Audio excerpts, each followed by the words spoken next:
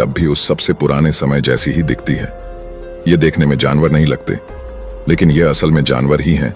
इनमें से ज्यादातर नरम शरीर वाले हैं और समंदर की तलहटी में धंसे हुए हैं। इन सब में सेंसर्स हैं और कुछ तो अपने आसपास के माहौल को देख भी सकते हैं, यानी पानी को छानकर खाना हासिल करते हैं और कई बार बहुत अनोखे तरीकों से प्लटन को पकड़ते हैं। लेकिन यहाँ सभी जीव अपनी जगह पर जमे हुए नहीं हैं।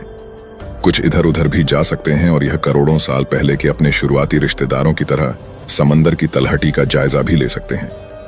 ऐसा लग सकता है कि समंदर के यह निचले हिस्से बहुत शांत है, मानो जिंदगी के लिए बहुत सुरक्षित जगह हो, लेकिन यह कोई जन्नत नहीं है। आज के कैलिफोर्निया के पास के समंदर में रहने वाला ये एक रेनबो न्यूडीबग है और इसकी धीमी रफ्तार में एक खौफनाक पहलू छिपा हुआ है, क्योंकि अपने पूर्वजों की तरह ये भी यहाँ शिकार करने आया है। मछली 53 करोड़ साल पहले यह समंदर की तलहटी को छोड़कर आजादी से तैरने वाले शुरुआती जीव थे, लेकिन शिकारी पहले से ही हर जगह मौजूद थे, जहरीले हार्पून से लैस। ये एनिमनीज नन्हे जेलीफिश को तुरंत मार डालते हैं और इनकी तादाद बहुत ज्यादा है। सबसे पहले जेलीफिश ही समंदर के अंधेरे हिस्सों से निकलकर खुले नीले महासागरों में पहुंची।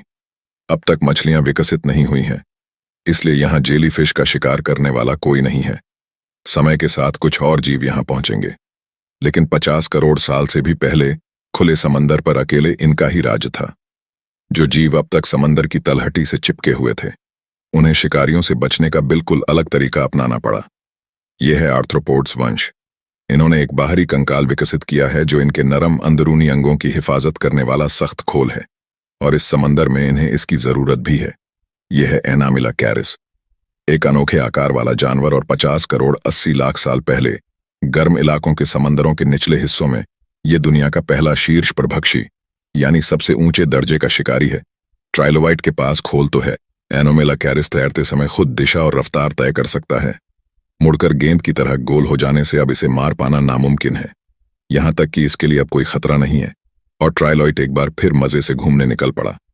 इसका सख्त खोल इतनी बड़ी कामयाबी है कि आज कीड़े मकोड़ों, मकड़ियों और केकड़ों समेत लगभग 80% जीव इसी प्राचीन ऑर्थ्रोपॉड के रिश्तेदार हैं।